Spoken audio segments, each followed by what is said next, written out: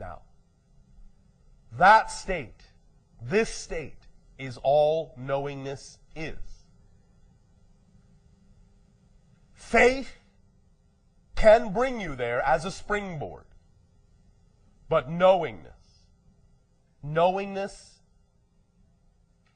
shall we say, is the great equalizer. It will supersede every other state immediately when you allow yourself to simply remember, I am. And that you recognize in that state, there is no question about that, all other questions in that moment will dissolve. You will go back to zero, back to now, back to here. And then from there, look at whatever situation you were experiencing before. From this state, look at the situation. You will begin to see it differently. It will change your perspective. And you will see the illusion you were in. States of knowingness allow you to perceive more clearly any state of illusion you may have been under. So anytime you feel fear, doubt, confused, stressed, struggling, striving, at odds, sad, remember, I am. And from that state, without question, look again at the circumstance from an attached, detached point of view. And understand the illusion that was there, that is no longer there. We will, during this encounter, demonstrate a few other ways to lock in the idea of this knowingness. For it is really easy to create, very simple to create. And there are many, many ways to arrive at this state, because all paths lead here. All paths lead here and now. Because there is no when else, there is nowhere else. You can come here quickly, you can come here slowly. We are talking about ideas now that will allow you to experience a quick transition to this state of knowingness, so that you can come from here when you observe anything else you have done.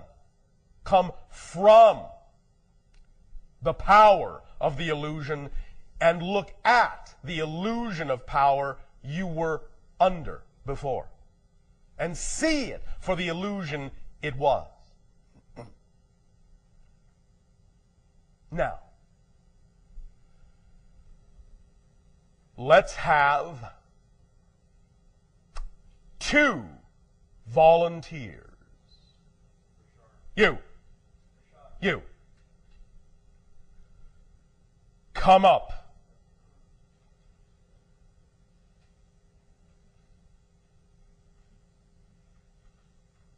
Stand one there, stand one there. On either side.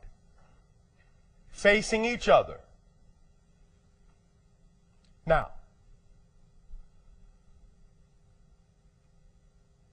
does anyone have a piece of paper? Please provide one piece of paper. Does anyone have a writing implement? All right. Someone take the piece of paper. At the top of one side of the piece of paper, make a large dot.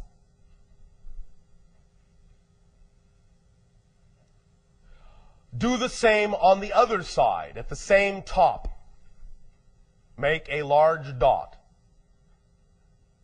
so that both dots are at the same top end. Have you done this? All right. Place the paper in the channel's hand with the dot facing up.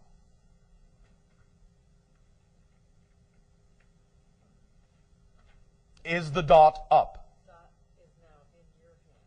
So. With the dot up. Thank you. Is the dot up? Yes. Can the two volunteers see the dots on their respective sides of the paper? Yes. You guys want to stand up on the... You may stand differently if it helps you. Face each other, look at the paper.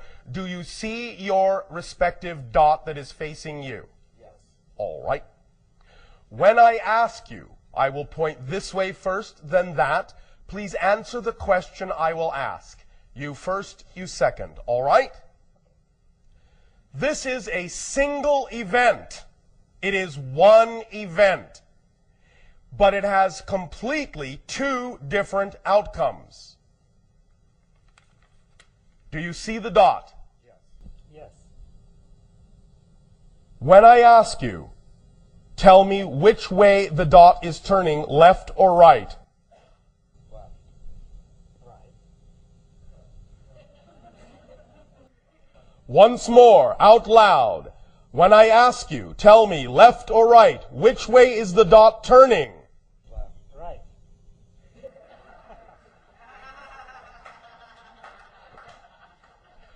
But it's a single event. All I am doing is moving the paper this way. Forward. You both agree that it is forward? From your point of view. Perspective. Yes. But from your perspective, it is moving left. Yes. And from yours, it is moving right. Right. Yes. Thank you. You may sit down. Now, the understanding here is relatively obvious. You can have a single event that actually has two completely different perceptions. Both are true. Both are true, depending on your perspective. So, when, from your reality, you see things moving, we see things moving right. So if you are saying, all I see is this thing moving left, negative, let's just say, what do you need to do to see it moving right or positively? Look at it from our point of view. That's all you need to do. It's that simple. Change your perspective, you change the outcome. Either and both are true. It's just a matter of what you prefer to experience. We prefer to look at the paper from this side. That's all there is to it. And as soon as you decide to look at the paper from the same point of view that we are sharing with you, you will see the same reality we do, even if the event hasn't changed. I am still moving the paper this way. But you will always only see it going to the left if you remain in that perspective. Likewise, if you change your perspective to our point of view, even when the event is the same, you can only see it moving to the right. No other perspective is possible from our point of view. No other effect is possible from our point of view. The only way you can see this dot moving to the left again is to go back to your other perspective. So anytime you see it moving left, that tells you I must be looking at it from that perspective. If I want to see it moving to the right, I have to change my perspective. Is this clear? Yes. This is now something you know. It's obvious, isn't it? So obvious you don't even question it, do you? Is that dot going to look going to the left to Bashar? No, it's only going to look like it's going to the right to him. You don't even question it. It's obvious. That is knowingness. You understand the nature of this mechanism. It's clear to you. And as soon as you understand the nature of the mechanism, there is no more doubt. There is no more question. It just becomes completely and utterly obvious. Does it not? Did any doubt at all even enter your mind which way the dot was moving from my perspective? Why? It was obvious which way it was moving from my perspective, wasn't it? When you allow yourself to understand the laws as they exist, then the true mechanism as it exists with full understanding becomes obvious. There is no more question. There is no more doubt. You don't go, whoa, how is this supposed to happen? How is this supposed to work? It just becomes obvious to you. It becomes your nature. It becomes something you no longer question. It just becomes who you are. That is all it becomes. And you can, from that place, you can, from that position in life. What? Fly! Yes. You can fly wherever you wish to go, however you wish to go, because nature unfolds before you. Your nature unfolds before you in an obvious way. An obvious way.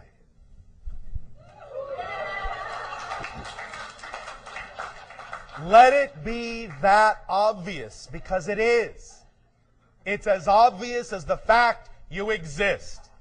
It's as obvious as the fact that the dot looks like it's going one way to you and another way to me, even though it's the same event, even though nothing else has changed. It's that obvious. Understanding the four laws, understanding the nature of what it means to be a part of an infinite, all that is creation. Understanding these things, understanding the nature, the structure of these things will make everything as clear to you as these demonstrations were. It becomes that obvious. So that when, many times we have heard, humans in these interactions going, but Bashar, how do you know that? Because from our perspective, it's as obvious to us as you walking up to a red rose and saying, it's red. It's that obvious. Can't you see? It's simply red. It's that obvious from our perspective. So this whole idea of shifting into a state of knowingness and going beyond faith is eliminating the wondering and allowing yourself to move into a state of obvious recognition so that everything becomes absolutely apparent. And you can speak from that knowing state with respect, with authority on your own life. That's the whole idea. I am no more an authority than anyone, but I speak from a place of self-authorization, from complete conviction, because, not because we have any special secret, but because we come from a state of being in which the universe, the nature of existence is simply obvious to us. That's all. And that's all we are attempting to impart to you, is the obviousness of existence. Just as you know it is obvious you exist, just as you know it is obvious that the dot moves one way to you and another to me, even though the paper only moves one way, just that is that obvious to you, The nature of existence is that obvious to us, that transparent, that apparent, that plain, and can be to you if you come from that same state. This is what knowingness is, and why it moves you beyond belief, beyond faith. So, does that make sense? Are you beginning at this moment to feel that things can be a little more obvious? All right.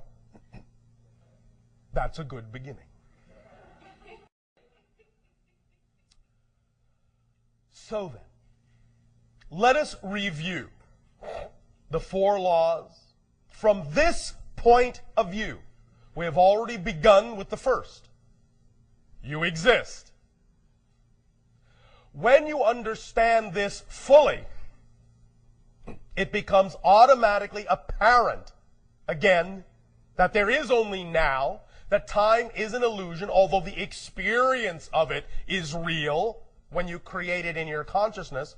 But what that means is that relative to the concept of time, if you exist now, you always have and you always will. Because existence is the only quality you have in the now. And it's not that you did exist in the past or will exist in the future. You can say those things and experience it that way coming from within the illusion in your consciousness. But from the absolute state of knowingness, you would understand that you are the past. You are the future. That these things are in you. You are not in them. These are concepts within your consciousness, and that they exist here and now with you, because you exist here and now, and that's all there is. So you are eternal, you are infinite, and please. Now, let us take a moment, because again, this is something we have experienced from humans in our conversations over and over again. It seems that many of you do not really have a clear grasp on the dictionary definition of the word infinite or unconditional. Infinite means infinite. It means anything and everything that you can imagine must, by definition, exist somehow, somewhere, in some aspect of all that is. Anything and everything. Yes, we understand that various things may not be relevant to a local experience as you have created it. Nevertheless, it doesn't discount the fact that you are an aspect of an infinite existence. Infinite. Infinite. So if you exist now, which you obviously do, and if you are, in fact, an expression of an already existing infinite creation, you have, right here and right now, the ability to access that infinity in whatever way serves the idea you are creating yourself to be within the local experience. You have the ability to access anything that is relevant, everything that is relevant to the definition of your life as you have created it in your local experience of existence. But even though you may experience only what appears to be relevant for the theme of the life you have locally created, nevertheless, in that experience, you are still supported by the totality of infinity. In order to have a local experience such as you are having, you have to be supported by an infinite existence. If it wasn't infinite, if it was closed, if it was exclusive to some concept, you couldn't experience your local reality at all. The only way you can actually have a localized experience is if it's supported by an infinity that allows for any experience to be had that you can imagine, somewhere, somehow. And you still, even within your localized experience, have the ability, with your imagination, to draw upon those other infinite experiences to whatever degree serves your localized one. It's called imagination. It's the doorway, it's the gateway to all of infinity, to be interpreted through your consciousness in whatever way serves you. But the point is that you know that in order to be able to do that, in order to have an imagination that can conjure up things that don't exist in your reality, that aren't immediately experienced in your reality, it means you're tapping into an infinity that supports your ability to have a local experience and still provides you with a window on the rest of infinity. That's a powerful window, more powerful than you have imagined with your imagination. The paradox is that you can actually also curtail how you use your imagination to make it seem as if your imagination is more limited than it is. But the only reason you can do that is because you can imagine it to be so. That's the paradox. And again, let it be obvious, as we have said, you are unconditionally loved so much that you are actually then allowed to think you're not unconditionally loved. That's how loved you are. If you understand the power of that paradox, again, more of the nature of the structure of existence will become apparent to you, obvious to you. And you will awaken to the fact that the only reason you experience the limitations that you do is because you have decided to, for one reason or another. But when you come from a knowing state that you have done that, then it becomes obvious you can do something else. And being aware, just by itself, being aware of the fact that you can do something else is all that is necessary to give you permission to do something else. Because were it not so, existence would be conditional, and it's not. It's unconditional. So learn the definition of unconditional. It's not, yes, it's unconditional except for these conditions. You're the ones supplying the conditions, not existence. Existence is unconditional because it allows you unconditionally to supply conditions if you want. The only way that's possible is if existence itself is unconditional. Because if it wasn't unconditional, it might not allow you to impose conditions. The fact that you can actually impose conditions proves that existence itself is unlimited and unconditional. Let it become obvious. That's the knowing state. Is this making sense to you?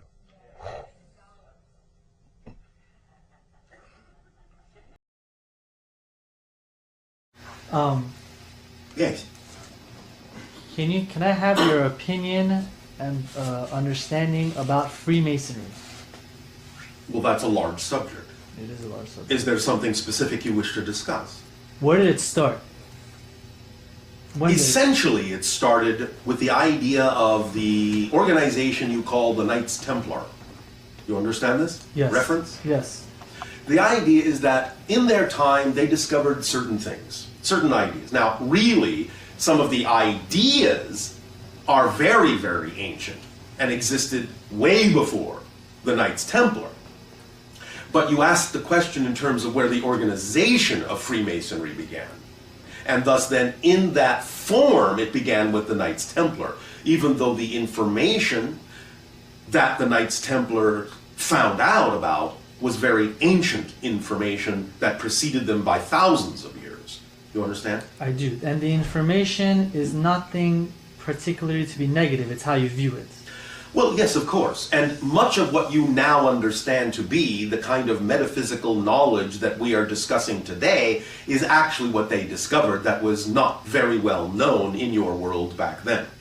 So a lot of the so-called secrets of Freemasonry and secrets of the Knights Templar and secrets of the mystery schools of Atlantis are all about the metaphysical understanding of how reality works and how you manifest and attract the reality that you prefer. That's really all that information was about. In fact, that's exactly what Jesus was teaching, Buddha was teaching, Krishna was teaching. It's really all the same metaphysical information. It just wasn't really known by the masses. And so because it involved the understanding of how to really use your self-empowerment, it was framed in a way and taught in a way that made it seem to be a very big secret. Because in many cases there would be a great deal of misunderstanding by the general public, and so it was thought that the only way to really preserve the information clearly and cleanly was to pass it down through the mystery schools of those organizations so that it wouldn't be corrupted. You understand? Perfect, I do. All right.